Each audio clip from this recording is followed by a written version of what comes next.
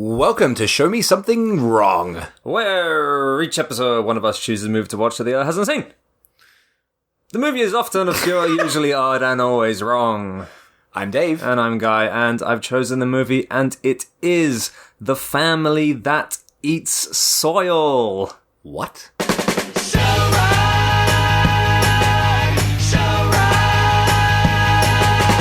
So, Dave, it's been a hot minute, hasn't it? Since we've done an episode. Yeah, I think for everyone else, it'll only seem like 2 weeks. But yeah. We haven't recorded one... About 8 or so? It's been at least... I swear it's been a month and a half or so. I think so, yeah, because we had to record a bunch before you went back to England. That's what they call it. So, yeah, it has been a while. How was your summer? How was my summer? Yeah. In fact, fuck you. Listeners, how were your summers? My summer was very uneventful. I did basically nothing, but I did get a horrible face rash. Oh, fun. On the first day of the holidays. Oh. Did I tell you about that? You did. Yeah. I found out that I've got an allergy to seawater. Seawater allergy. In Japan. Went for a dip at Maiko Beach. Woke up the next day with a face full of blisters. Oh, no. Like, literally, like, hundreds of thousands of blisters on my face. Just the face? Just the face, yeah. Wow. So that was not fun. But luckily it cleared up pretty quickly. What are we talking about? Interesting, okay. How about you? What did you do? Well, I went back to, what did you call it? England. Yeah, I went back to England, which was nice. First time in a year. So my friend's family. The weather was absolute dog shit. Oh, really? Yeah.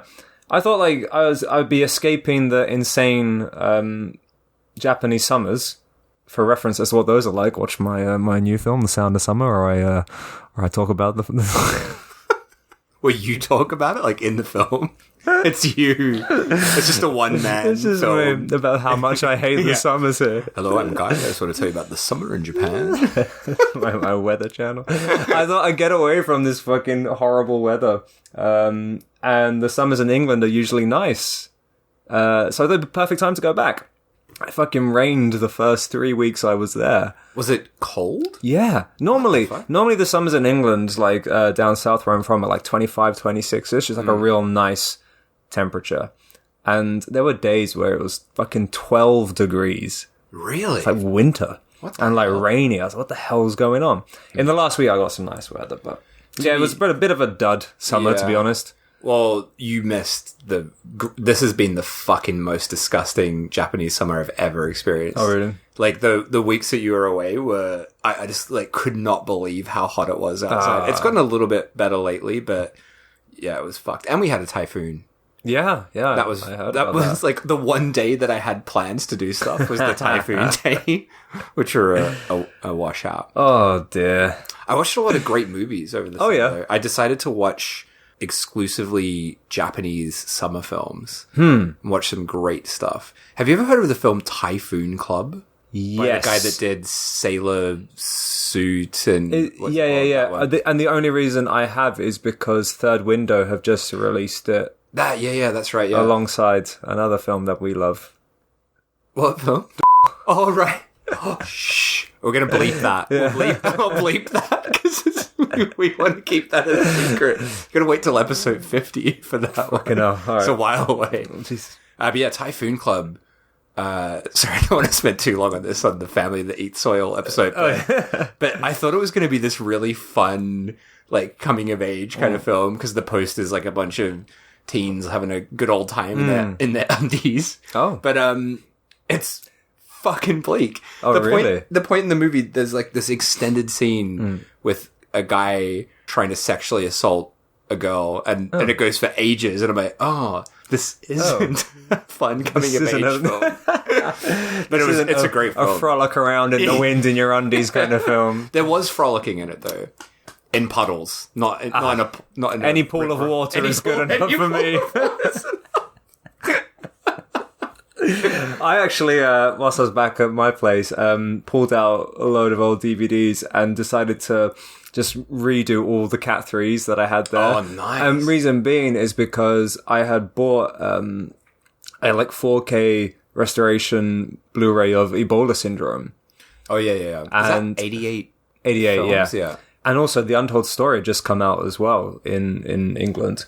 So they have these really lovely editions. I went to the shop, picked those up, watched them both, and I was like, right, I'm in a full-on Cat 3 mood again. So all I do is I watched loads of Lily Chung films. Nice. Brother of Darkness, Dr. Lamb, all the good ones. Real nice to revisit those. But this is so off topic, nothing about what we're talking about today. But dude, the Ebola syndrome subtitles. Oh yeah, you told me this. They're so fucking shit. Yeah. They completely rewrote them. They're newly translated subtitles. They're fucking dumb as hell. Like, he uses loads of really weird, kind of outdated slang. Right. And you might argue that that's just his character being, being a dick or something or whatever. But it just seemed so out of place. Right. Like, misusing a lot of English words in a weird slangy kind of way. Sure. And they changed loads of the characters' names as well. Like, do you remember what the character, Anthony Wong's character is called in that? No idea. Can't remember. I'm going to look it up. Here you go. According to Letterboxd, Kai-san is the character's name in Ebola Syndrome.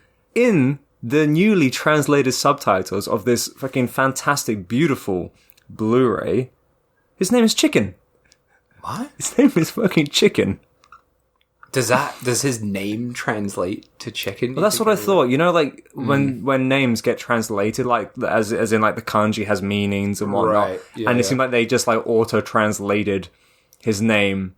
And his name is now fucking Chicken. And it really, like, took away That's weird. a lot from the movie. And so the subtitles on my shitty old DVD that I bought fucking 20 years ago are so much better. Damn. Yeah. That sucks. Yeah, so that was a bit of a... So we've had fucking face rashes, typhoons, terrible weather, and now terrible subtitles. The summer's been a dud. I'm saying it. Summer's a dud. It's on record. This summer's a fucking dud. It's still a summer now, right? Just about. We've still got a chance to make it great. And with that, let's get into it. It's going to get great from here on, lads. So, we are talking about the family that eats soil today. What a title. What a title. And he's pretty, he's a pretty, interesting guy. His titles all are odd. There is something about this guy's titles, I will get into it a little bit later. He kind of does come across a bit edgelordy with his titles. Right. I'll go into a bit more on that in a bit. Who's this, the director? Director. So, director, Khavn. One name outfit. How do you spell that? Khavn. Oh, and it's pronounced Khan. From what I researched, because that's something we do now. Yeah. His real name is Khan de la Cruz. He goes by Khan as his whatever stage name. And quite confusingly, in the titles of this film, it says this is not a film by Khan. We will also get into that.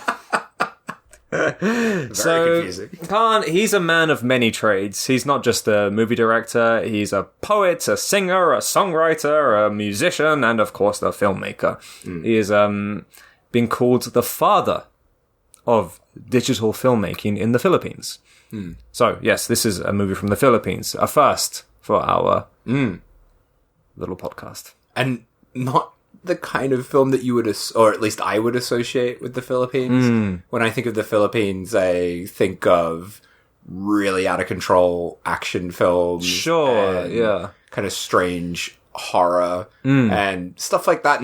Not this. This was like, yeah, I normally don't check anything about the film, so I'm like, is this definitely from the Philippines? I just double check that at the end. Yeah, so it's not what I expected at all. What year is this from? Is it like 2000? So this was 2005. Okay. So Khan de la Cruz, he is known for his kind of weird guerrilla-style shoots at lightning speed with a tiny crew. That's his whole thing. So like you said, with the, films are often associated with Filipino cinema, actions, quite big budgets, all things considered. I guess like a lot of American producers coming over shooting crazy stuff for very little money. Yeah. He has a very tiny crew, which we can tell by looking at this, and he kind of makes an effort to make things not look nice. This is a very ugly looking film. Oh yeah. Probably one of the ugliest films I've seen in a long time. But I think that's all just part of his style. He's made more than 30 feature films Right. and 100 shorts in the last 20 years. So he's very prolific. Sure. Is this like somewhere in the middle of his career or early or? So he made a short in 98 and then nothing until 2004. And then this came out in 2005. So yeah, very early. And he is still making films and poems and songs up until this point. So he's still, he's very prolific. He just does a lot.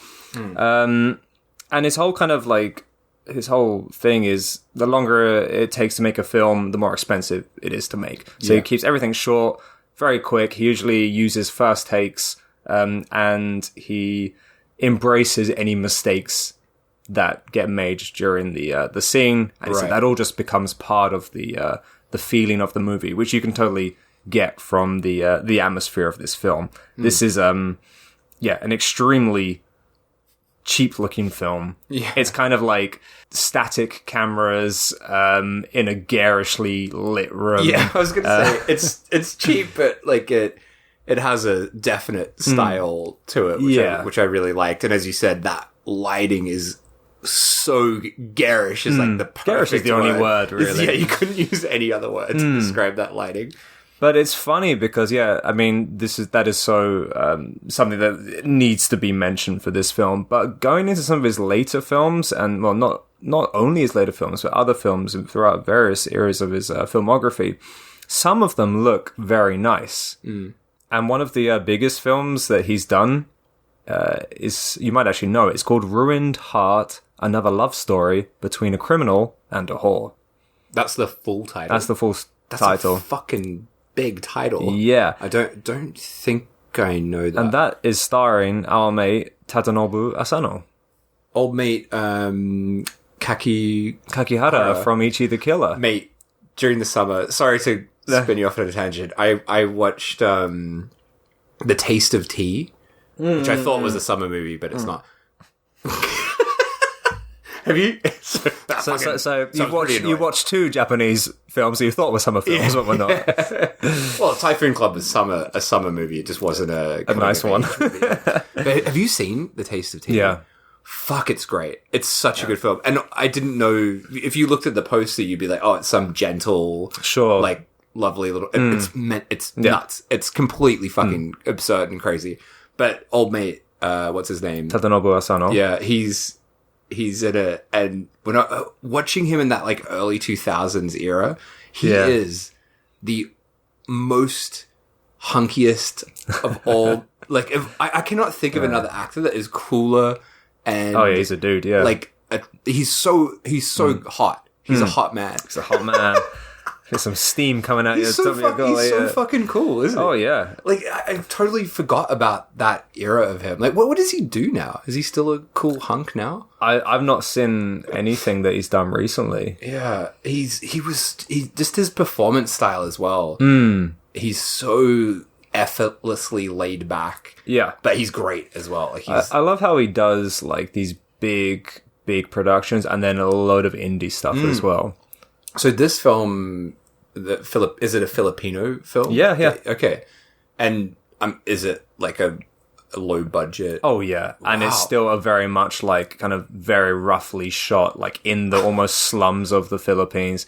There's what was the thing? A criminal and a whore. He's the criminal, and he's like in love with a whore, and it's like that kind of journey. I really want to see that, and I can only judge from what I've seen by the trailer. It looks pretty fucked. And you can totally see the style that director Khavn had like built from this early film that we're talking about today, but it has that level of dirtiness to it that he's kept. So he clearly has a style, but the level of like cleanliness within his movies varies film to film. So to check that out. Yeah, but all the films that I've kind of looked at of his, pretty much anyone you can take a pick. They could all be applicable for this podcast. They're all kind of like fucked in their own way. Right. But today we're talking about the family that eats soil. Now, in 2008, bear in mind that date, Khavn published his first fiction book called Ultraviolence. Violins? Not violence, violence. That's a great title. It is a collection of 14 short stories. A couple of titles picked up from them are The Adulterous Man, The Cockroach Inside the Trash Bin. Sorry, trash can, my bad. The Rapist Inside My Heart. Oh, God. The Hidden... That sounds like a Cat 3 title. It does, The doesn't Rapist it? Inside Yeah. My Heart. The Hidden Thoughts of a Lucky Serial Killer and His Luckless Victims. Okay. As I was saying, like, a bit edgelordy, yeah. And The Family That Eats Soil. Ah. So, this film we're talking about today was originally a short story. It ended up getting published later than the film release date. Okay, right, but the right. film that we're talking about is based on this short story that initially wrote. See, okay. The book Ultraviolence was called Refreshingly Original, Irreverent, Even Kinky, a spicy read on any humdrum day. I'm going to say humdrum is a great word. Yeah. I've never used humdrum in a sentence, but I think I might have to add it into my vocabulary. So this film, it got adapted into the movie. It came out in 2005. It premiered at the International Film Festival Rotterdam, and it was criticized as a brown comedy by some. What does that mean? I don't know. A brown comedy? A brown comedy. It's not all the way... I think it's like a black comedy, but with soil. So it's brown. You seem really unimpressed with that. Don't like that. It was praised as being a highly political, dystopian view of the modern Filipino family. I must say, watching this, just to get it out of the way, I fucking loved this film. But I also felt watching it that there was definitely a lot of things that I didn't get. Like Sure. a lot of political layers to it. Yep. And a commentary that just went over my head. Oh, basically. But I still really thoroughly enjoyed it despite not understanding that aspect of it. I think if you were from a Filipino family, you would probably understand a lot more and get a lot more from this film. Right. But not being from one, it doesn't, it doesn't damper the enjoyment of this whatsoever. But you do feel like some of the meanings do go over your head. But before we get into it, I think it's definitely worth noting that this is not a linear plot-driven movie. It's a hard one to talk about. It's almost better described as like an anthology film. Yeah. And so we have all the members of the family, and one by one they go out on their own little stories that rarely intertwine with each other, and then they all kind of come back to the table to share a meal together. And that's our kind of like, what do you call it, our housing story. So a lot of what we're talking about is just going to be random scenes. Yeah. And you might think like, how the fuck does that connect with the previous scene? Well, it doesn't. Yeah. So you're just going to have to just enjoy us talking about fucked up stuff for the next hour or so. And with that, should we just get into it then? Yeah. So, How does it start? wow. The film opens with the family sitting around the table, eating a meal. The titular family eating the titular soil. Yes. And there is a naked little person. That's a sentence. And he's not happy with the meal. Would you say? Is he? Would you? Let's be clear. He's not butt naked. Well, He's in a diaper. he's in a diaper. Oh, we don't see the diaper. Okay, sure, So we can just see this little person sitting naked at a table. Yeah. And he ain't happy. He's going... He's like, soil again? Soil for breakfast, lunch, dinner, afternoon snacks? Soil. Appetizers? Soil. Don't tell me on my first birthday it's gonna be soil. And I'm like, hang on, wait. First birthday? This is a fully grown man. Well, sorry, he's not fully grown, but this is an adult man talking. And he's supposed to...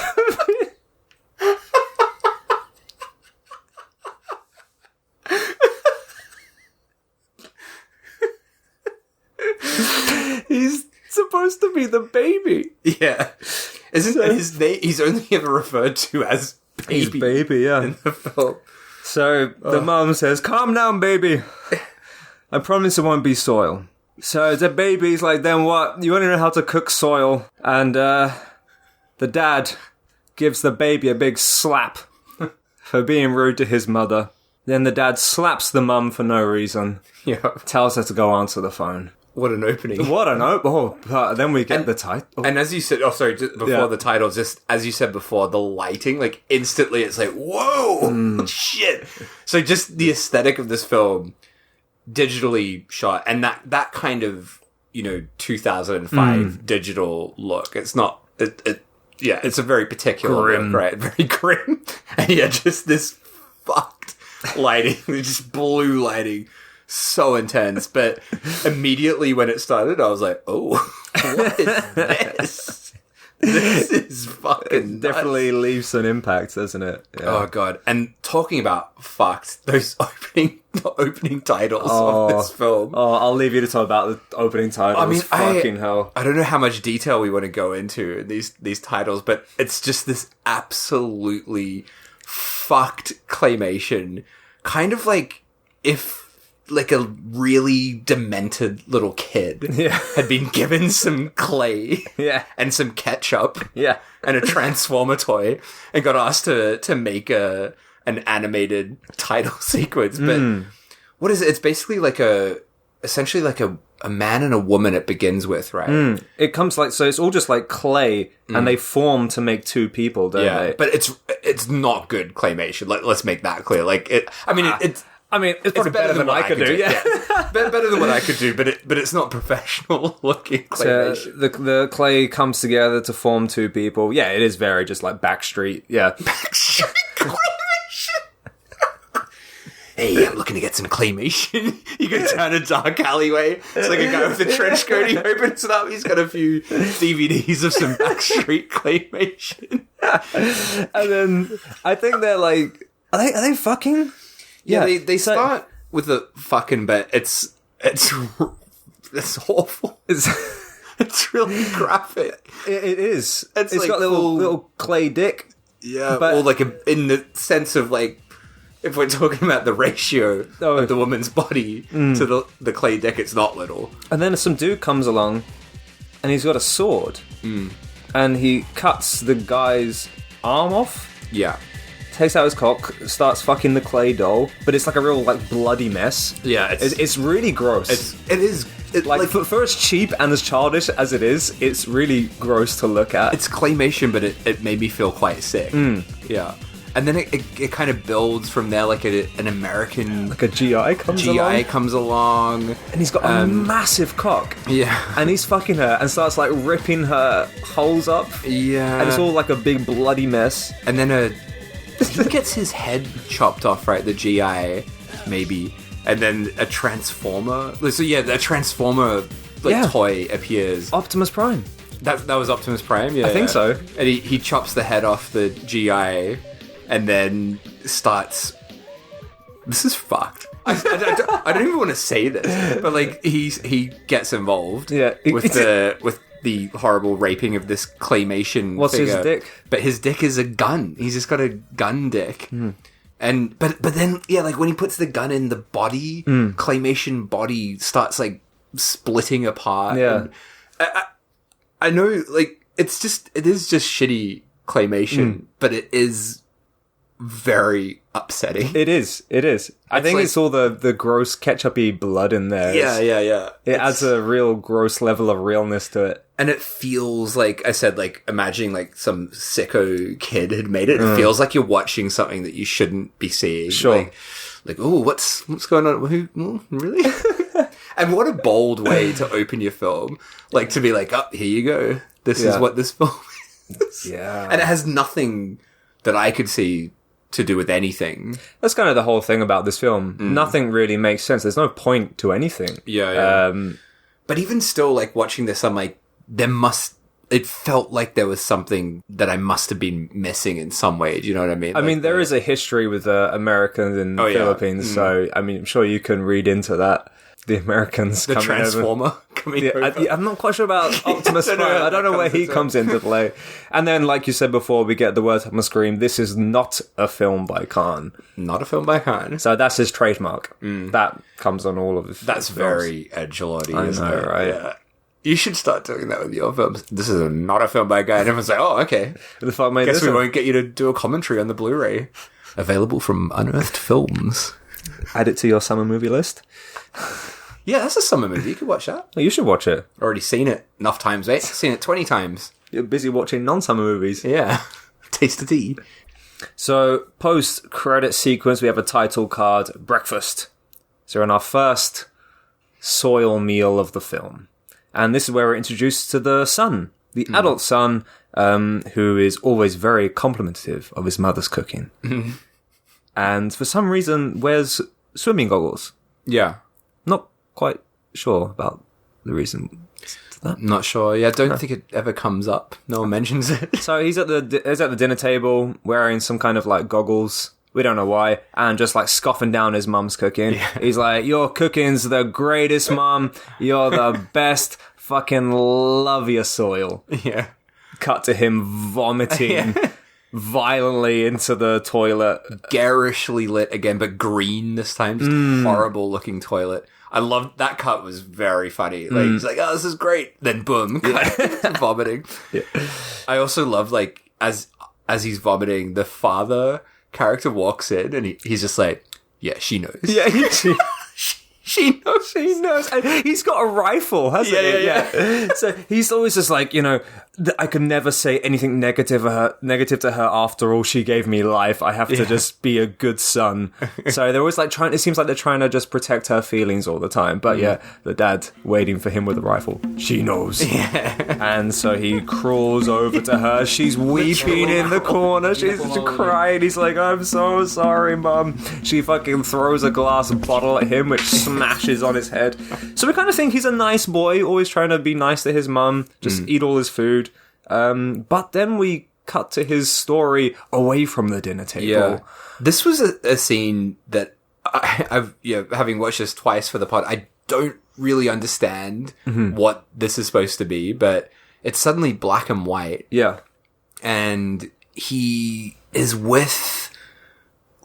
we see the son with a bunch of other guys and they're dragging this man into a room. Kind of looks like a garage or something like that.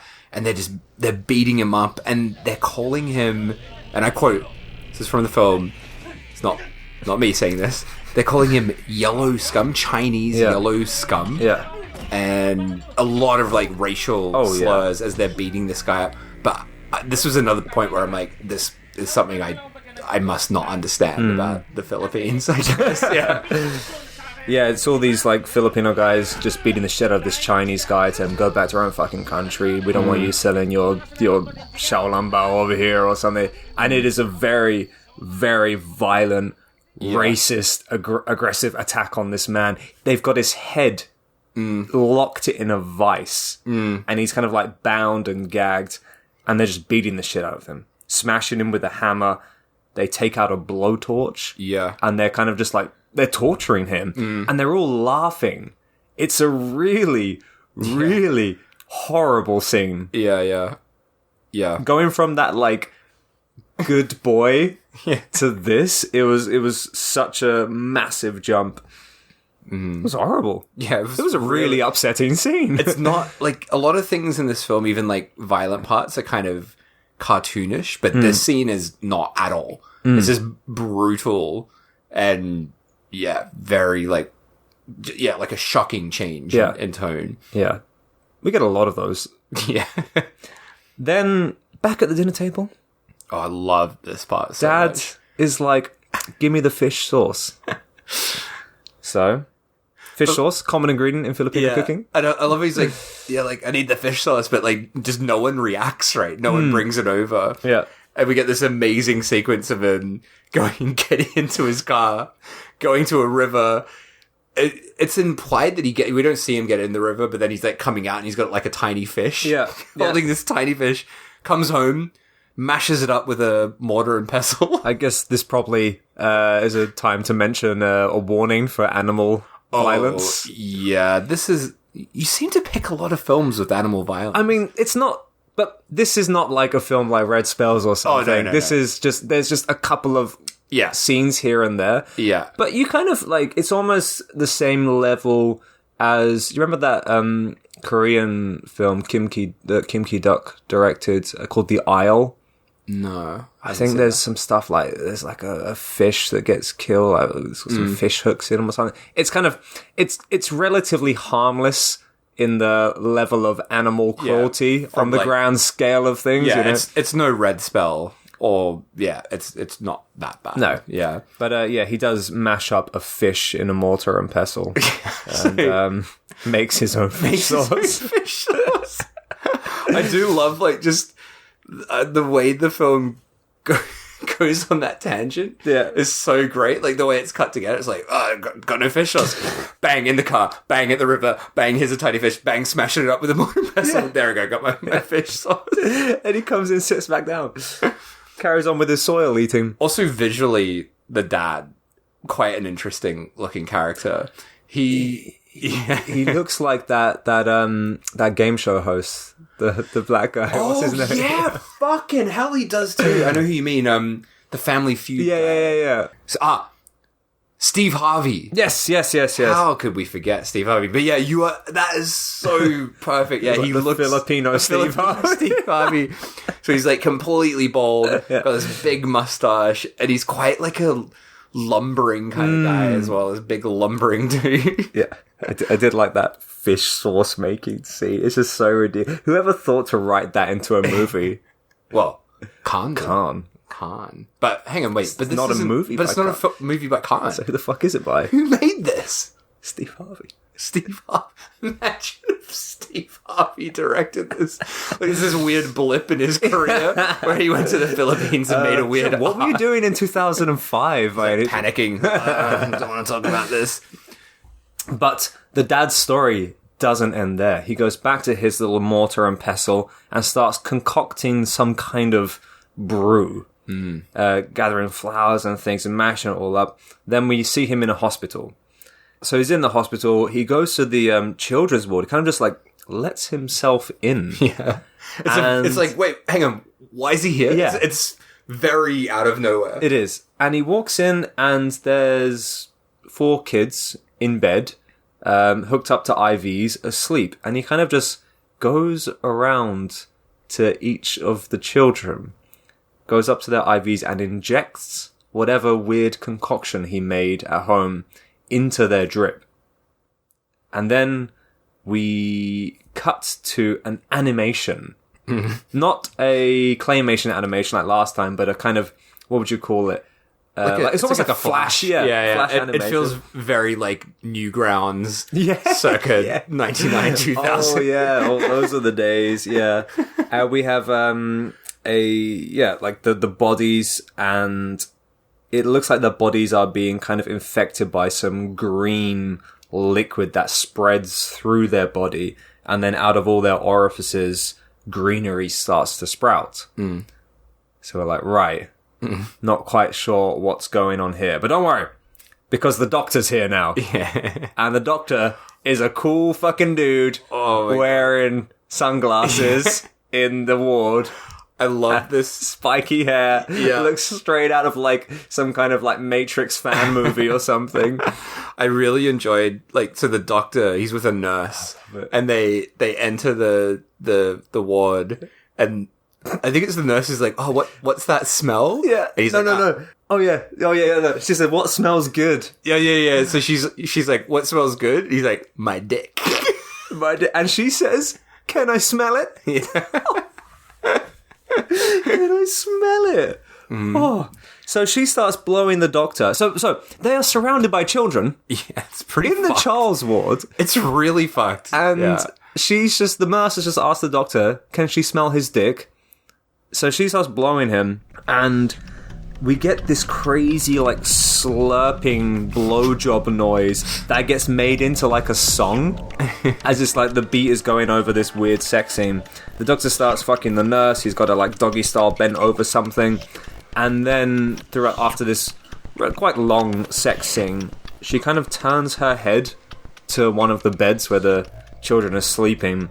And then we just see her running down the hallway, screaming with her titties flopping around everywhere, and we see the kids now, and they've all turned to fucking plants. They got plants growing out of them. So the dad has just made these kids into plants. Why did he do that? I don't know. It's like trees growing out of their like mouths and eyes and things. It's very Troll 2. It is Troll 2. I watched that over the summer. Is that your summer movie, Troll 2? It was not a summer movie. I was gonna say. I did a bad movie night with a friend. Right. Although, I think I thought it was a bad movie night. I don't know if my friend did, but she showed me Repo the Genetic Opera. Ah, yeah. Have you seen that No. show? Oh, mate, it's fucking horrible. Yeah, I just... I think that's like around this era as well, like 2005 to 2008, that kind of vibe. Yeah, I remember that was making the rounds, and I think you either loved it or you hated it, and I just like, I'm not going to enjoy this, so I've not watched it. Yeah. So she brought that, and you brought Troll 2? Yeah, quite a double bill. Yeah. Troll 2, though, oh my god, that film's fucking great. It's so... I've forgotten what a perfect bad movie that is. Yeah. Like, it lives up to the hype more than any other bad movie, I think. Like, I know it's I'm not saying anything new by saying Troll 2 is an enjoyable bad movie, but fucking hell, it's Dave so here, put it out there. Do you know about, there's a guy, one of the, you've seen Troll 2, right? Yeah. There's like a townsfolk guy who's like, this kind, he runs like the shop and he just gives like a really demented performance. No. And he's terrifying. And in the documentary Best Worst Movie, I've not seen that, but I really want to. The guy claims that he was on LSD while shooting the film, and when you watch it again, you can really tell he's like fucked out of his mind in all of his scenes, and he's like doing shit in the background that's like fucking crazy. Brilliant. Oh god, what a fucking great film. Oh, on the subject though, did you see that new film, Cyst? No, I don't know. Have you heard about it? What a disgusting title. Oh, it's like a ridiculous like It's a body throwback, horror. body horror throwback to practical effects days, and the two main characters from Troll 2 are in it. Which one's the kid? The kid and the dad. I swear it's the dad. Yeah, the dad. You know, like, you can't piss on hospitality. The dad. Yeah, and the kid. They're in this new film, and they fucking like spoof the Troll in it. What? Yeah, it's bizarre. It's like a feature film. Yeah, it came out like, I don't know. It was released in Japan last year. Like a cinematic release. Yeah, Or, really? Yeah. Oh fuck! I gotta check this. I watched it on Unext like a few months ago, which is like Japanese Netflix. Holy shit! It was great, and it's like fucking 70 minutes or something. Perfect. I love you and I have the same like like oh yeah, 70 minutes. Oof, Love Mwah. it. Love it. Love that. Yeah, watch that, sis. Add it to your summer movie list. I went to see Barbie in the holidays as Oh, well, which yeah. was also great. But the thing that made me the happiest about seeing Barbie, when I looked at the ticket and it tells you like the time, and I'm like, fuck, it's under 2 hours. It's under 2 hours. Finally, a film that's under 2 hours that I can. Oh god, it's so good. Oh dear. So, the kids are plants, and we cut back to soil meal, and now we have the daughter's story. There's also a sign as well that says elbows off the table. Yeah, there's a lot of weird signs that pop up intermittently, Yeah. and I kind of just ignored them for the most part. There's a lot of stuff where I don't know what that means. The daughter's bit, like, it's not going to sound funny saying it, but I found it really funny. Really? With the not where it goes. Okay. Not that part. Okay. But like this first part where it's just her talking to herself. It's sort of like an inner monologue. And she's just asking herself like all these questions. Like, Yeah. But it's just this endless stream of questions. And they keep getting weirder and weirder. Yeah. Including like what's she asking? Oh, she's like, asking why she doesn't like soil. Why she doesn't like soil, that's right. And she's like, is it because I'm full of cum? Is it because my soul's in another dimension? Yeah. And it just like gets like more and more and more mad. My favorite one was, is it because baby doesn't wear a top and his fresh nipples are in our faces? But it's like the way it's delivered as well is just like bang, bang, bang, bang, bang, bang. Like it's just endless monologue that just keeps going. Yeah, I found that very funny. It is. She's kind of like, she's not eating. She's propping up her head with her hand on the table, just in a monologue. The dad slaps her hand away. Her head falls down to the table. She busts her head open. And then we cut to her sexing. Really strange scene. Again, black and white. And she's kind of like, it's kind of like the scene from Ghost. I feel like we've talked about Ghost before. Because she's like getting fucked. So it's just her getting fucked. But no one else is there. It's like ghost fucking. It's as a scene, it's genius. I never would have thought of this. Because it is, like you said, she's fucking someone, but we don't see anyone else, and it's just her in a completely black room. It's just black room. Because it's black and white, she's the white or the contrasting color. And she's just kind of like moving as if someone was having sex with her.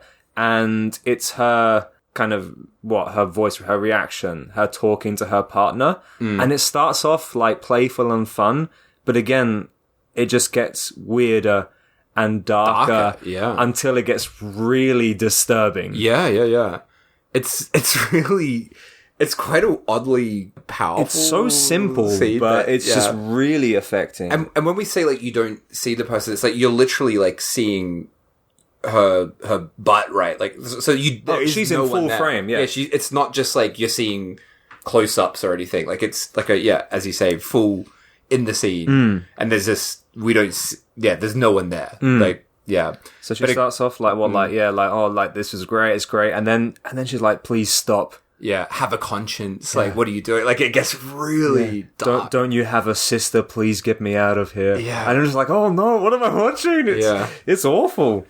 Yeah, it gets really sinister. It's just like, you're evil. And you're like, oh, please stop, please stop. Yeah. That's something this film does so well in the way that it will have that bit where she's just had this crazy monologue where she's asking all these ridiculous questions, and I was kind of laughing. And then we go to this scene, which is not funny at all, and quite disturbing. Yeah. And it has a really, it's got a very interesting ability to switch tones that makes you feel quite bad for laughing early. Like, wait, what's going on? But the fact that it's only her in this scene as well makes it more effective. Like if there was the male partner in there, it wouldn't be anywhere near as this is. Totally agree. Very, very bleak. Then back to the soil eating. Now this is supposed to be the granddad character, which I didn't get until I watched the end credits because he doesn't seem to be old enough to be a granddad. Is he also supposed to be dead? Because he's like wrapped in a bandage and he has like cotton buds up his nose. Oh, is he supposed to be dead? I didn't get that. That was my feeling, is like watching him, it's like he looks like he's already dead. Right. And he's got like all the stuff shoved up his nose. And that might answer some of the questions that I had, I mean, I don't know. It's, his face is bandaged almost as if like, you have that cartoon, people have their like a wisdom teeth taken out that wrap around from the chin to the top of the head. Yeah. But then we get his story, which is him just walking around. Yeah, the stuff of him was utterly meaningless to me. Like he just says some stuff to camera that I couldn't make any sense of. No, very all over the place, kind of poetic sort of stuff. It all seems very like you said, poetic, also very spiritual. Yeah, and then he just goes on these walks through the town, which makes me again think like he's supposed to be just dead. That makes sense. I'm gonna go with that. He's dead. On his walk, he walks into a butchery, right? It's like in a butcher's. Yeah, but like all this meat getting chopped up. Yeah. And then from that, we have this horrible cut to, by horrible I mean great, to the baby, little person baby, sucking on his mum's boob, but her boob is just like this bloodied mess. And something that this film does that is very impressive and disgusting. It like the effects are not, they're nothing special. Like it's basically just like a bunch of red goop on her, but it looks disgusting. Like there's a texture to it that's very upsetting. And we see it a few times in this. Do you know what I mean? Yeah. Where it's like this mess. Yeah. Mess of blood. And it's gross. It is. There's another bit later on which is even worse than this. But yeah, this part we've got baby chowing down on this boob and he just like turns to the camera all bloodied up. and he gives the camera a thumbs up. Yeah. He's like eating his mum's tit into like a bloody mess. And he's like, thumbs up. Oh, it's grim. And then we cut to the mum like playing peekaboo or something with the baby. He throws. Wait, the baby though. No, well, let's just establish where he is. He's in a giant basket. Yeah, he's like sitting in this big basket, just sort of like arms and legs hanging out as the mother's playing peekaboo with him. Yeah. Oh fuck it all. Oh, that's awful. This is one of my favorite scenes. When I was watching this, I was like, this film is fucking wild. So the mum, like you said, playing, well, the baby's in the basket, mum's playing peekaboo, and the baby lobs his bottle down the hallway, mum's goes to fetch it. And he's like, right, now's my chance, here we go, lads. So the baby jumps out of his basket, runs off, he jumps on a bicycle and cycles off, still in his nappy. Yeah. And where does he go? He goes to a cockfight. Not the first time we've talked about cockfights on this podcast. No. And this is all like seemingly guerrilla style home video footage. Like there's no cinematography, there's no mise en scène lighting, it's just like a fucking real fucking cockfight. Yeah. And the baby is there smoking a fag. He's having a gamble, having the time of his life. There's some happy, like, carnival-esque music playing in the background. Oh, yeah, the music in this just adds this layer of insanity because the footage is horrible because it's all like cockfighting stuff, but the music is ridiculous. You get all these clown car music. Yeah. You get all these like dead cocks just like lifeless after having been ravished. And like you said, really fun music. Yeah. And the baby's laughing, having a fag, having a whale of a time. Like you said, it's that weird juxtaposition of like a happy mood and then a real fucked up thing. Yeah. This one does it perfectly. But I love that scene. And we get to like that sort of guerrilla thing that you mentioned. We see that again in the next sequence as well. We go back to the family. There's lots of shots of them eating with these titles that pop up. And as we've said, they kind of don't really make any sense. It's like madness. But then we cut to the mother's segment. Oh, yeah. And she's like sitting at this desk and there's a guy behind her holding a sign that says Hot Mama Son's Sex, Drugs and Rocky Road Show. Señores y señoras, bienvenidos a mi programa. Hot Mama Son's Sex, Drugs, Rock and Roll Show. She's basically hosting this TV show. It's like this almost like cable access kind of thing. That's exactly it. Yeah, like cable access, taking it to the streets style show. And this stuff is bleak, but also it's funny because of the weird way that it's presented. Like she's like hosting the show, carrying this microphone around, and the first place she goes to is supposedly the best whorehouse in town. And all I could think watching this, so it's this mother walking through this place with all these like young women. And when I was watching it, I'm like, is this real? Did they just go to a whorehouse, a brothel? Because it feels fucking bleak. Yeah. It feels grim as all hell. And the guy is still in the background holding the sign for the TV show. And doesn't it have a little like party blower? Yeah. But that was like, I found it unsettling, even though what we're seeing is ridiculous. It felt very wrong. And like it felt, it really freaked me out. I think some of the things she said, like, these girls come in all ages, like, they'll give you a happy time. Yeah. And it's like, look at this girl here. She just come back from a job well done. Look how tired she is. And you just kind of, like, see this girl. Like, it's all guerrilla style. So there's no, like, angles and close-ups. It's all just one, like, almost tracking shot. But everyone just looks fucking miserable. Yeah, it's awful. It's really awful. And then the next place she goes is supposedly a drug den. And it's It's basically like these guys like playing pool, and she's talking about them all being drug addicts and drug dealers. Yeah. And again, it has that same feeling where everyone on camera is sort of like looking a bit uncomfortable, sort of like laughing a bit at the camera, but kind of confused. And I'm just There's like, what definitely the fuck a is level this? of realness in there, isn't there? Yeah, it was very unsettling. Hot Mama sounds rocky. What was it? Rock and roll show. Hot Mama said sex, drugs, and rocky road show. So weird. Wow. So, back to soil eating. The son has finished eating his soil, and we have a voiceover of him. Like, again, there's lots of inner monologues here. This is a result of every unfinished meal results in a good spanking until your ass is calloused up with experience, and then at night you have the nightmares. We cut to another animation, flash style animation of the rice ghosts chasing him, turning him into rice. Yeah. And I didn't get the meaning of this at all, but I wonder if that's another, like, a racist thing, because he hated the Chinese guy. Oh, right. Okay. I sort of saw it more because he's like, oh, this is the product of a childhood where you get spanked if you don't finish your meal. So I saw it more as like, he's like haunted by the threat of violence in his household if he doesn't finish his food. Right. But why rice? What's that about?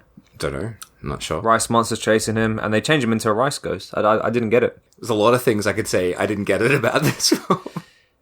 But he finishes his meal, he fucking laps up the plate. Licking that dirt. It's clean. kind of gross. Yeah. We're watching the man lick dirt off a plate. Yeah.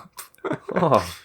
And he heads out after dinner, and he gets shot by someone, and somehow watches his own death on TV. But then he stands up from the sofa and goes to propose to the love of his life with some terrible love poem that he has written. Truly baffling poem. The poem's called Spelling, isn't it? Yeah. And it's like, love is a dove without the L. And he goes through the whole alphabet, and the lady getting proposed to just fucking slaps him. Yeah. Slaps him, walks upstairs, door opens, an angel, or a man dressed as an angel, not a real angel, walks in, and also starts reading a poem about love. I guess, like, he was the kind of, the I don't know, the reveal or whatever. Yeah. I loved his costume. As you say, he's an angel. He's got a balloon on his head, sort of like a halo, and then just wearing a toga. It's fucking ridiculous. And then the son is just like crying on the floor as the angel is reading his love poem. It's all just very surreal, bleak nonsense. Back to the table. The granddad is talking some spiritual stuff. Didn't get it. Then. Yeah. I want to hear your take on what comes next, because I was very confused and frightened. If I can understand this right, we've got the baby crying. Yeah. And we hear him, I think it's him It's saying, his voiceover, yeah. In our past life, I was the mother and dad was the baby. Yeah. And then we have a flashback, I guess, of the dad character. So the what was his name? Steve Harvey. Filipino Steve Harvey. And he's with like an old couple. Yes. And so I guess that's meant to be him. At first I thought were like his grandparents or something. But we get a mum and dad leave a baby with an elderly couple. And the baby is supposed to be the Steve Harvey dad as a baby. You're confusing me. Because it's a flashback. The baby is the mother in this flashback. This is a past life. And Steve Harvey is the baby. Is the baby, yeah. So as the... So the baby, and when we say baby, like the baby, the little person baby, was a mother in a past life, and left Steve Harvey as a baby, with some kind of old couple, yes. But then it says the voiceover says the old couple were pedophiles. Yeah, it said it was too late when I found out the couple were pedophiles. Yeah, and then we just cut to the adult baby screaming his lungs out, a traumatic scream, shitting everywhere, fucking shit blasting out of his nappy. Oh, it's awful. But it's this this scene. It's one of those, like, kind of go back to that, like, edgelordy kind of thing. It's like, it's just, everything's just trying to be so transgressive, just trying to really pack a punch in every moment. But it was this one scene, you see a mother give the baby to an elderly couple, and it's like, oh, and they're pedophiles. Of course they're fucking pedophiles in this movie, yeah. Yeah. Because no one is going to be a nice elderly couple, yeah. And then the baby is fucking... We're in real time now, in real current day and age, 2005. The baby is eating his fucking hand. Yeah. And it's that same gross special effects that we saw before with the mum's titty. And it's so gross and very visceral. It's horrible. It's really hard to explain, but it looks like this kind of blistery, pimply... It's just gross, like, disgusting. It's not just blood and a stump, right? It's like, no thanks. No, thank you. Wouldn't want to be sucking on that. Why would you suck on a baby's hand, Dave? Why would you even think that? Well, he's doing If it was the mum's titty, I would probably, I can imagine, but the baby's hand, Dave. Oh, God. So now, mum, another sign, no crying at the dinner table. That's another one of the rules.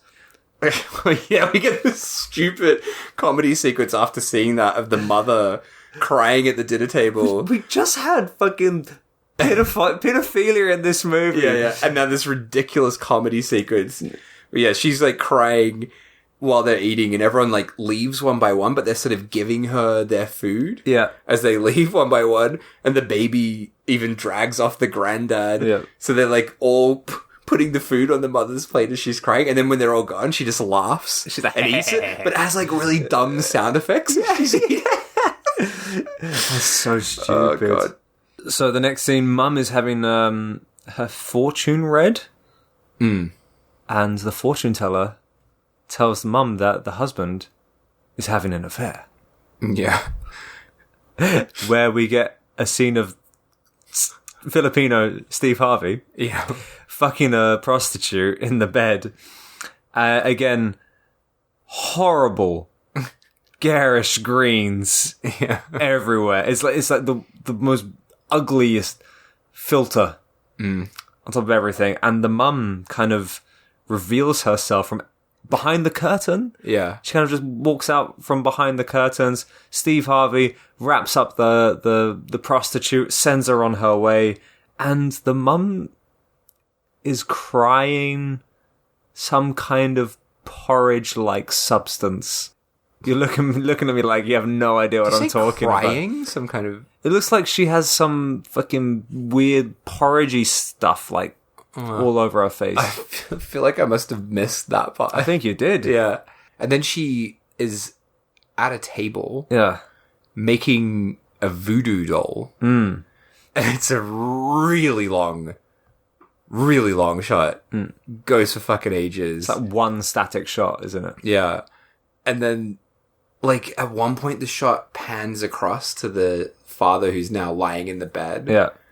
And she, like, puts a pin in the voodoo doll, but there's, like, no reaction. It wasn't meant to be a voodoo doll. Yeah. I assume like, so, right? with dick and everything. And she starts, like, stabbing this voodoo doll in the dick. Yeah. With loads of pins. But it doesn't work. Well, no, because the next scene, he's fucking another prostitute on the stairs. Yeah, she just walks past whilst him. the mum is trying to do some cleaning. There you go. There you go. But the next scene, I fucking love the next scene. The next scene was great. So, soil eating scene, once again, but you can see the dad in the background. So good. So from the dining room where everyone eats, you can see the toilet. And the dad is trying to take a shit, and he's got the door wide open, and he's fucking bunged up, full of soil, and he's just punching the wall. He's trying to squeeze one out, and he's punching the wall, smashing the tiles, and you have this build up of him clenching and pushing until suddenly a whole live fucking owl gets shat into the toilet bowl. He shits out an owl. Yeah, and then we see the floor, which is all a big bloody tile mess, and his hands are all bust up. But what the fuck? Did that scene just not blow your mind? I loved it, but also just the visual as well of before we even go into that of him in the background, just on the toilet as they're eating, punching the wall angrily. Even before the owl stuff, I was already like, what a great scene. Oh, really? That owl just fucking floored me. Yeah. I had to rewind it. Yeah. He shot out an owl. That's mad. Probably the first and only time that's ever happened in a movie. An owl getting shut out. Oh, yeah. It's a first. Khavn. The next bit is the part that upset me the most. Oh, yeah? So we're talking about, like, upsetting effects. Oh, yeah. So after he shits out the owl, we see him, Steve Harvey, at the sink, and he's, like, madly sort of washing his hands. But then it's, like, intercutting, like, the same scene with him also at the sink, but he has a razor, and he's kind of scraping this, like, blood stuff. Like, again, this horrible effect. With visceral... Yeah, like, grimy kind of muck of his hands. He's like... And all the effect is they've put a bunch of gross shit on his hand, and he's scraping it off. But it just looks so fucked. It's like, imagine the same kind of feeling of, like, you know, if you watch someone... It reminds me of Mermaid in a Manhole, like that level of effect. Yeah. Where it's like blisters or something, and someone popping something. Oh, it was really, really gross. So fucked. And then after this, he goes into the bedroom. And this part was kind of irritating, honestly. It's a very long scene. Where he changes into these really tight, ridiculous pajamas, then goes to sleep, and then... gets back up. The whole and scene back into his of clothes. him getting changed his pajamas gets played in reverse. Right. Oh, they just played the scene in reverse. So yeah, we see him go past his family, say goodnight, go into the bedroom, get changed his PJs, get into bed, and then the whole thing gets played in reverse. So eventually ends up with him leaving the house once again. Yeah, that was really annoying. Yeah. It just went for so long. So he leaves the house, goes out, and gets shot. Much like we saw before. And the family watching him on TV. But then, the next scene, he wakes up in bed. Was it all a dream? But he wakes up and there are two people on top of him. The old pedophile couple. Which goes back to... And he's the baby, right? Yeah. And he takes that blade that he was scraping the shit off his hands with before, and he like slashes their throats, and they all start fucking bleeding and pussing all over him. Well, yeah, I wanted to know. So they're bleeding. He's like sliced them, and they're bleeding. But then there's a shot of him, and you say pus. Oh, was it? I thought it was meant to be like a cum shot. Oh no! Because it's like this Steve Harvey's face, and then just like some kind of fluid spraying him on the face, and it looked a bit cummy. It's probably cum, isn't it? And then it does kind of connect to a bit later on as well. Yeah. Now that you say it. That was my feeling. Oh, they did a cum. Oh, poor Steve Harvey. That's gross. You don't want to see Steve Harvey getting cummed on by some old pedophiles. No, I don't. Oh, no. So then we're back to the daughter, and she's pregnant now. Yeah, this was really confusing. This is another. She's got some great lines in this.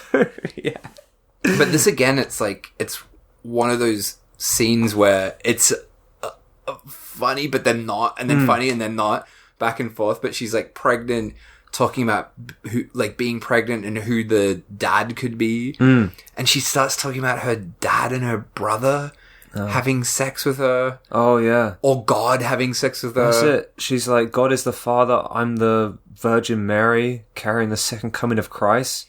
Uncle Bill raped me when I was 12. But God is the father. Yeah.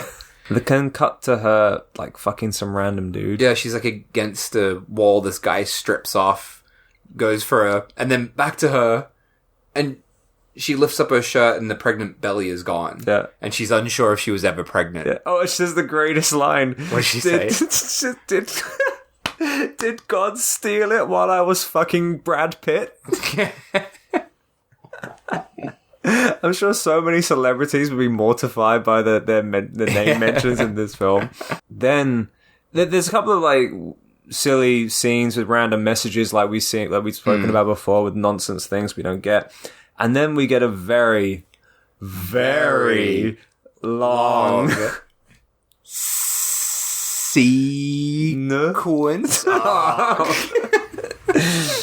And I don't know how to describe this. It's just like a very, like, it's just handheld, zoomed in, blurry, overcast shot. No idea what I'm looking at. No sound. There's no sound. And it's almost like they're filming like an old static TV that's playing some really old footage that's been zoomed in. Yeah, it's just impossible to see what anything is, and it goes for fucking ages. It's just a good few minutes of colours and shapes.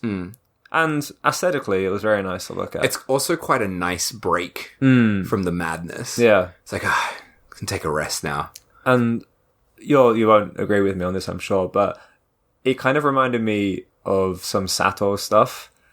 Like, in a way with his analog. Yeah. Oh, you really agree? Yeah, I could agree with that. Yeah, okay. Yeah. All right. So you kind of imagine if you just said something totally just objectively wrong. Like? It kind of reminded me of Schindler's List. Spielberg's Schindler's List. Yeah. It was, there's no meaning of this scene whatsoever, but I enjoyed it aesthetically. It was pleasant to watch. Yeah. But pointless and very long. Then we're back to the daughter again. They're eating again. It's lunch now. And it's cutting between the daughter praying at the dinner table, right? Yeah. With, again, that footage of her in that black room getting ghost shagged. Ghost shagged. But then it suddenly cuts to her getting pushed about in this room where all these, like, devil-looking characters fucking her. Yeah. And it's really fucking insane, this scene. It's crazy. It's kind of like Eyes Wide Shut meets Ken Russell, but on DV with no money. And the way it's cut together is quite hard to describe, but it'll be like really frantic, messy kind of shots, and then it'll just be like a still image that they clearly just took on the day that it just shows. Sure. But all again, these guys are like demon masks, just like jumping around, manhandling her. Yeah, like this big, like, gang bang kind of scene. But then it ends, which is why, again, I thought that bit before was Steve Harvey with the cum. The Steve Harvey and the cum. So then it ends with her just getting blasted with cum. Yeah. Just her face just getting blasted with cum. Yep. That was a weird scene. But a great one.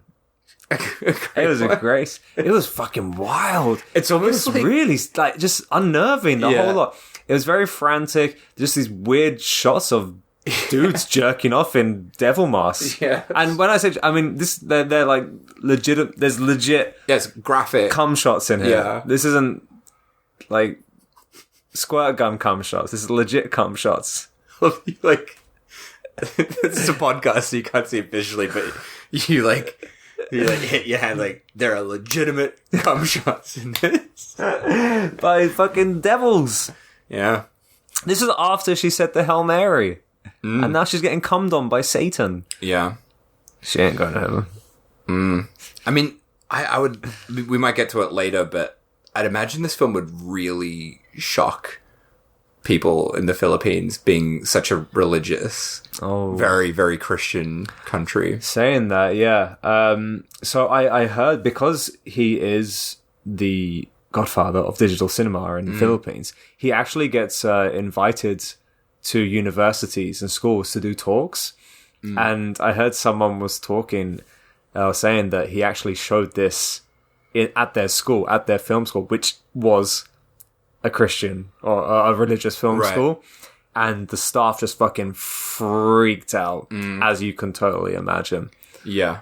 I don't think he was invited back. No, I'd imagine not. So next, baby is on the table, and he's trying to get his mum and dad's attention.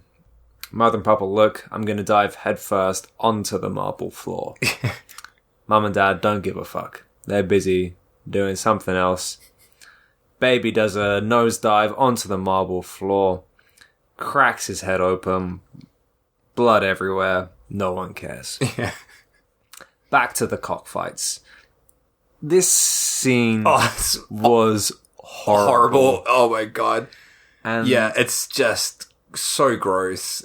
I skipped past this the second really? time I watched it because I just didn't want to see it Oh, again. second time, yeah. But it's basically just like the chickens in the cockfight getting... At first I thought they're getting stitched up. You see like wounds getting stitched up, but then it's just like fingers going into wounds and... Yeah, it's just horrible. But it is. It's kind of like they're like you said, they're stitching, they're cleaning up the wounds after these fights. They're trying to, bring them back to life. But they're just fingering these wounds. Yeah, it's... What's that about? And, it's... Ugh. This was really painful to watch. Yeah, very unpleasant.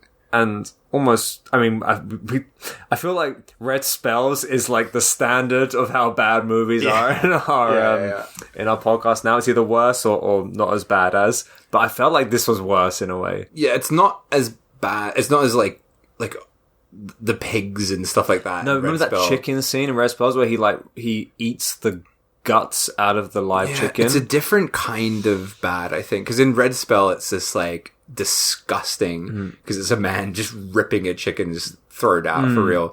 Whereas this, it's just like close up and so graphic. And it's a very different kind of thing. It's like very leering the way it's shot. It was, yeah. Yeah. They're both horrible in their own way. They are. So Baby's back on his bike, cycling. He's got like 2 big bags now. Did he win? I'm going to say he won. Yeah. He won at the cockfights. Big bags of money that he's... What's he going to do with all that money? He's a baby. And we basically loop round Yeah, I like to that. where he threw the bottle. Yeah. And his The mum's mother's still searching looking for it. for it. Yeah. And he It's gets so back good. into his little crib Basket, or whatever you crib call it. basket. Yeah. Another scene of the granddad walking through the streets. There's a sadness to this scene in the atmosphere, but again, I just didn't really get the point of any of the granddad scenes. Yeah. At all. So, moving swiftly on. Mum's doing the dishes. She cuts herself at some point and starts scratching at the wound. We get another animation. This time it's Waterman versus Bloodman. So it's, as she's washing the dishes, the water has gone into her cut and it's mixing with her blood, and it's essentially now in an animation 2 superheroes fighting. Yeah.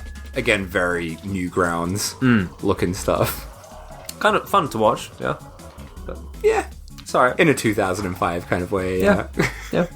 I didn't hate it. Yeah. I was like, okay, so in this, movie, we now have like some weird like superhero fight. That's cool. I don't mind. Yeah, no worries. Cut back to reality. Blood is dripping down from the work surface, pouring across the floor. She's passed out on the floor, unconscious from that tiny little cut. But don't worry, because now we're back at her cable network show, Hot Mama San's Sexy Drug and Rocky Road Show. This was pretty amazing. This is probably when we did Death Powder. I said that was the greatest breaking of the fourth wall ever. When she kicks the screen, the frame outside of the screen. Yeah. I'm going to say this one tops it. It's pretty phenomenal. So she's back to like walking around like different places and talking about them, but she's speaking Spanish Yeah. at this point. And it took me a while to work out what was going on. Yeah. Because the subtitles are suddenly totally incomprehensible. And not in the way that it has been before, where there's been like things that sound a bit poetic. It's just madness. Yeah. And then the subtitles, it becomes clear that they're just like making fun of the actress in the scene because she's speaking Spanish. Right? What the fuck? Yeah, so all of a sudden, the subtitles start saying, as she's trying to, introduce something, they start saying, you're probably fucking wondering why the fuck this shit is in Spanish. Yeah. I am too, this dumb cunt. Like, what the hell? And she's just going on about her cable access show, as she would normally. And the guy writing the subtitles, fucking hates her. Yeah. And just starts just like making fun of her. I was almost wondering, like, my brain just went to the place of just being like, is this like real? Was his name Khavn? Yeah. The director just really pissed off at this actress because it felt like that. And I can understand, as someone who's made things, the rage that you might feel at an actor being annoying. And her scene goes on for ages. Yeah, with these bullshit subtitles. Yeah. And it's all like, I'm a cow, moo moo, sprechen die Deutsch. Yeah. And then we cut back to the studio and the last subtitle is, and now I shall show you my penis. Yeah. Which I don't think she really said in Spanish. I don't think so. But I loved that. I've never seen that in a movie ever. It was pretty fantastic. And I loved the first time watching it, of just not understanding what was happening for a while, almost to the point that I thought there was something wrong with the movie. Right. That was kind of great. Really great break through the fourth wall, I thought. Oh yeah, this part we move on to now is kind of confusing. I mean, everything in this movie is kind of confusing. Oh, yeah. But I found this especially confusing. So we're back to the family eating again, and we keep cutting away to this bloodied person that I don't think we've seen before. Unless you saw him. No, I didn't recognize him. We're just seeing this guy covered in blood that it cuts away to. And then the son leaves the dinner table, goes to the bathroom, looks in the mirror, and his reflection changes into this bloodied up man. And then he like pukes after seeing it. Like, I didn't understand what any of that meant. It looked really cool, but I don't know who this guy was supposed to be. Yeah, I don't know at all. I wonder if it's one of his like weird, like, you know, racist attack victims or something. Yeah, that makes sense, right? And then, because then we cut to, it's kind of like this frantic handheld shot of, I guess, the son running down a street. Running from the cops? And he's saying the cops are chasing him. Yeah, I wonder if it is supposed to be one of his victims. That would make sense. That's the only thing I could gather from it. But I did like that vomit scene, because the son is looking at the mirror, and his reflection is the other guy. And as he vomits, the vomit essentially passes through the mirror, and we just get this shot of the other guy getting caked with his vomit. Yeah. Oh, it's grim. So, now we have the family members. They're having a meeting in the dining room. They're all wearing party hats. And the mum is saying, what do you want to eat now? Daughter asks, what are we having? The mum says, it's a surprise. The dad says, be quiet. Baby might hear. And we've looped back round to the beginning, where the baby was asking about his first birthday meal. It's got like a birthday sign up as well. It's like his birthday We've party. done full loop. So they're all like, what are we going to have? What are we going to have? Is it soil carbonara? Is it soil blah blah? And they ask the mum all these different dishes with soil in it. She's like, no. It's only a bloody roast. It's a bloody roast. It's a roast fucking dinner. Yeah. And so they're all fucking happy as hell. Baby's going to be ecstatic. And they got this big, what would you call it? There's something under a sheet. A sheath? A sheath? A sheath? Isn't a sheath the thing that you put a sword in? I think because I was going to say it gets unsheathed. All right. But I've just lost my mind. No, you're right, it's just a sheet. It's a sheet. And they unsheath the sheet off the table. Unveil. That's what I was saying, not unsheath. Well, they remove the sheet to unveil fucking baby. Ta-da! Kainana! Just like the fucking baby, like a roast pig. Is sitting on the table with an apple in his mouth, ready to be eaten. And then the words soil just runs endlessly across the screen, whilst the family dance around the table. What an ending. And that's it. That's it. Oh man. We have some end credits. Nothing really much to mention there. Apart from one of the credits is the script discontinuity. Oh, edgy. But that's the movie. Yeah. Family That Eats Soil. So, how did you get on with it, Dave? Yeah, I really enjoyed this a lot. In a weird way, it made me feel, in a similar way to Blood Brothers, it made me feel nostalgic. Right. But for a different time. So Blood Brothers made me feel nostalgic for being in high school and making shitty films. This made me feel nostalgic for my film school days. Because this came out 2005 when I was in film school. And the look of the film, that kind of DV digital look, reminds me so much of that. And even down to, we've got to remember when this came out, 2005, this is like peak edgelord time. Right. Everything was like this. Like, if you had have seen this in 2005, I don't think we would have been like reacting in the same way, like, ooh, edgy, because everything had that kind of vibe to it. So, yeah, I felt a weird kind of connection and nostalgia to this. But also, as I said before, it just was not what I was expecting. And I could see watching this in the wrong frame of mind. I could see myself hating it, but I think I was just in the absolute best frame of mind for it and loved it.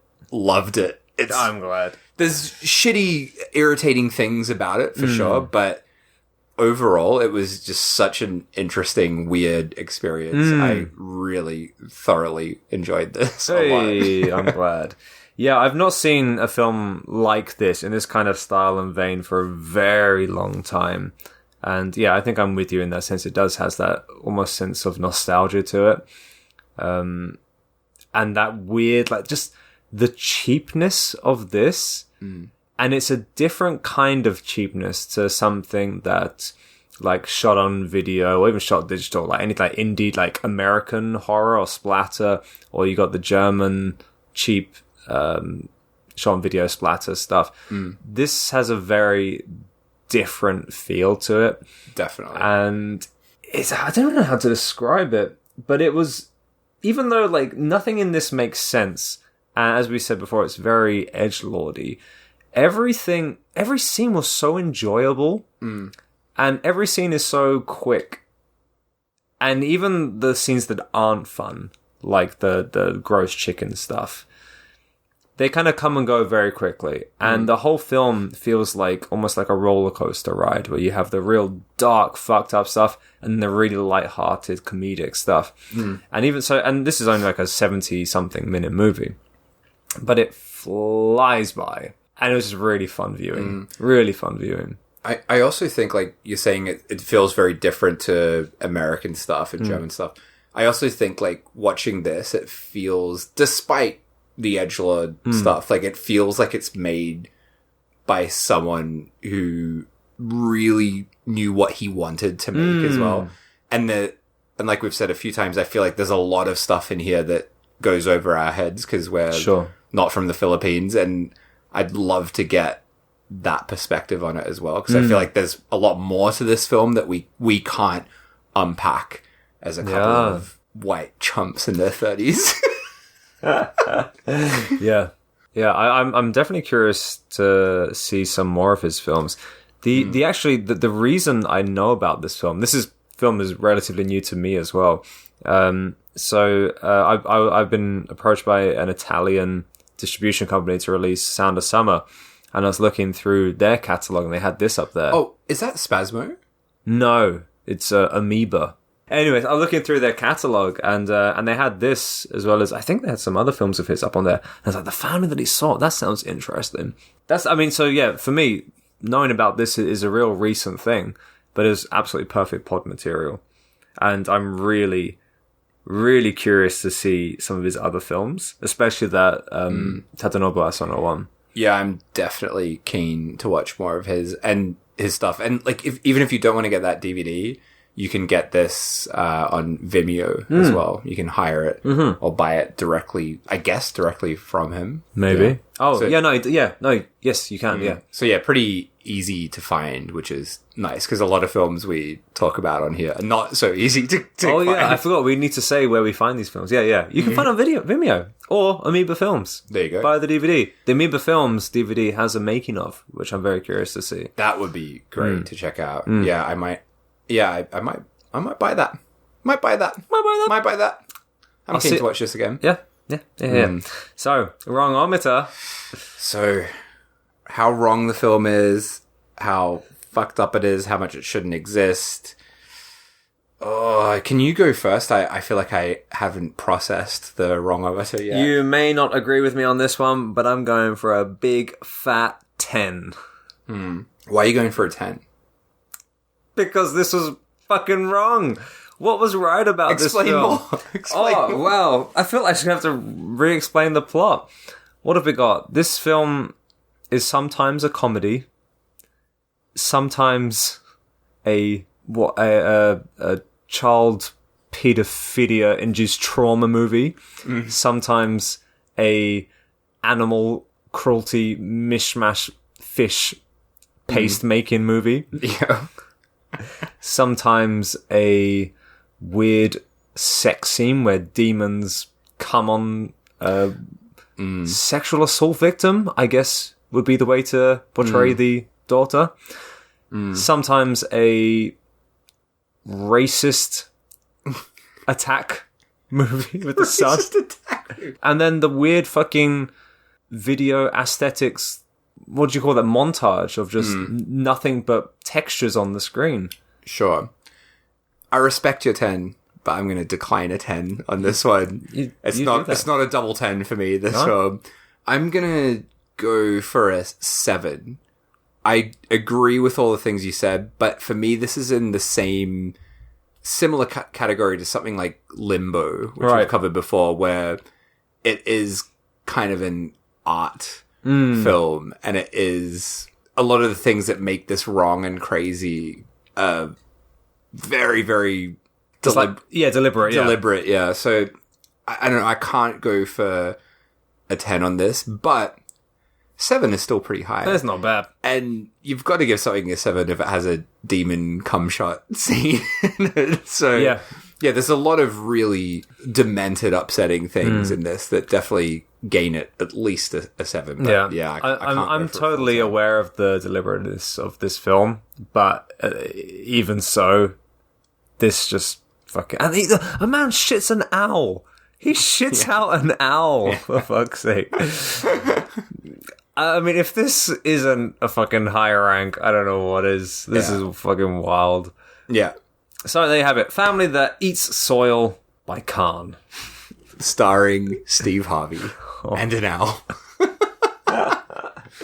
So what we got next? Oh, next time. Do I reveal the surprise about next time? Our special... No, don't reveal it? To get to whet people's appetite? No, I'll just have to listen. All right. I won't... but yeah, you should definitely listen next time. Well, it'll be in the title when it comes out. Well, I don't know. It's up to you. Oh, fuck. Well, now I don't know. Now you've confused me about it. Yeah, next time... I always say... Oh, I'm so excited about next time, but I am very, very fucking excited about next time. So next episode, we are going to be going to Australia for the second time, and this time we're watching Houseboat Horror, a film that I would say any Australian listener of this podcast will know very well. Oh, really? Anyone outside of Australia, I don't think they're going to know this film at all. But yeah, Houseboat Horror next time. Yep. And it's going to be a special episode. I'll just say that much. I won't reveal why, but it's a special one. So definitely tune in for Houseboat Horror next time. Hey. And as always, you can find us on Twitter. Oh, wait, no, it's called X now, isn't it? Ugh, fucking hell. Fuck off, we can't Elon say Musk. that anymore. I'm still going to call it Twitter. Yeah. But yeah, you can find us on Twitter. Find us on Twitter. SMSW Podcast at twitter.com.au and /Twitter. And you can also send us an email at showmesomethingwrong@gmail.com. We got a very fun email recently, which you might be hearing about. Oh, really? In a future episode, maybe. Do I know about this? Yeah, I've told you about it. Oh, okay. Yeah, do join us next time for a very special episode. And don't shit any owls. Keep them in. Keep them in. Keep them in. Leave it at that. Keep them in. That's it. Episode done. Oh.